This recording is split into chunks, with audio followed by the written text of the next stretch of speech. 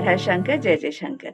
आज आपको दर्शन कराएंगे महाराष्ट्र में स्थित चालुक्य एरा के बागेश्वर मंदिर के।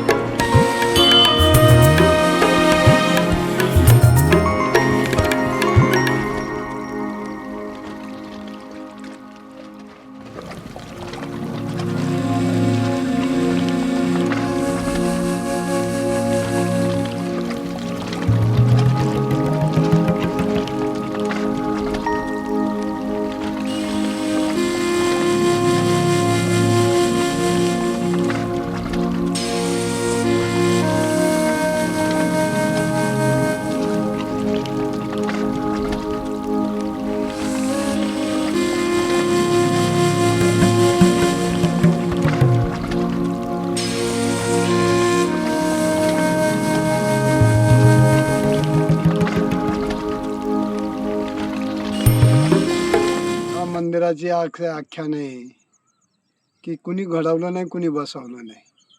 या मंदिराचा पुजारी एंटोमेंट ट्रस्ट 1487 ए नंबर, पुणे मुंबई रजिस्ट्रेशन. या मंदिराचा जीर्णोद्धार 1998ला वरती केलेला आहे. 42 फुटाचा तो कळस आणि सभागृह तिथे बांधलेला आहे. इथले जीवनावस्तू का म्हणजे हे पडलेले ना शिळा, या शिळा या वीर लोकांच्या आहेत. ज्यांनी वीरपणा केला त्यांच्या या शिळा इथून आणायला टाकलेल्या आहेत.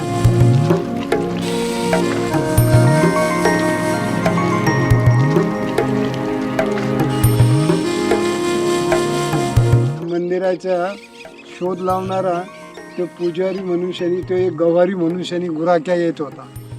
गुरं चारायचा.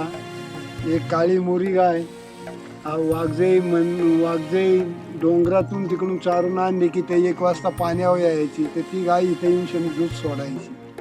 दूध सोडल्यानंतर तिने असं करता करता त्या गवाऱ्याने म्हणलं असं का होतं, आपोआप धारा कशाला लागते. मग इथल्या पंचकृषीत या लोकांना सांगितले. मग ते लोकांनी त्यावेळेला म्हणजे ज्याला बऱ्याच पिढ्या झालेल्या, 10-20 पिढ्या असतील त्यावेळेच्या, तर मग ते उकारल्यानंतर हे मंदिर स्वयंभू तिथे निघाले. कुणी घडवलं नाही, कुणी बसवलं नाही.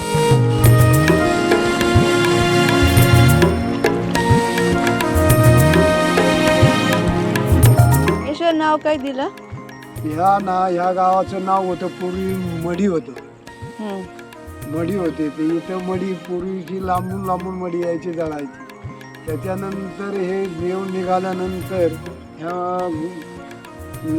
गुराख्याने दाखवल्यानंतर नंतर ते खोदल्यानंतर स्वयंभू मंदिर स्वयंभू निघाले.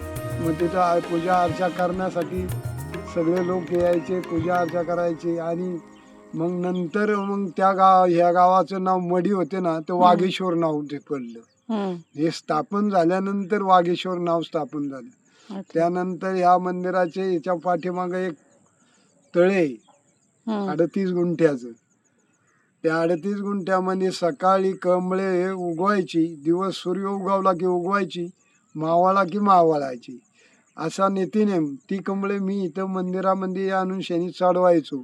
पुन्हा मुंबईला सुद्धा लोक न्यायची.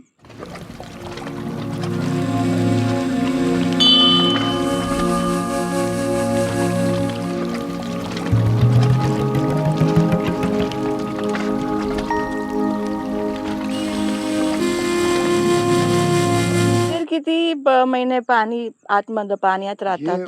हे मंदिर कमीत कमी 8 ते 9 महिने पाण्यात असतं. 8 महिने असतं. इतकं लेवल पडतंय लेकचं? 15 जून पासून 16 जून 17 20 जूनला जर गेलं ना, 20-22 जूनला की पण मग 10 एक 12 फीट जास्त आहे किती आहे? 15 फीट असेल? नाही ना, मग याच्यावरती मंदिरावरती 5-6 फूट पाणी असतं. हा तेच मी सांगितलं ना, वरती 15 फूट पाणी असतं फीट. पण जाऊ नाही शकत आपण. आपण नाही जाऊ शकत. त्याच्यानंतर नदी आहे इथं, उजव्या हाताने नदी गेलेली. ती नदी पवना डॅम म्हणून पवना नदी म्हणून ती डॅमला मिळाली. ते इथेही 25-30 फूट पाणी खोल आहे. जल्द मिलेंगे बाबा के ऐसे ही किसी और प्राचीन देवस्थान में. तब तक के लिए खुश रहिए और हमेशा की तरह जपते रहिए. हर हर महादेव.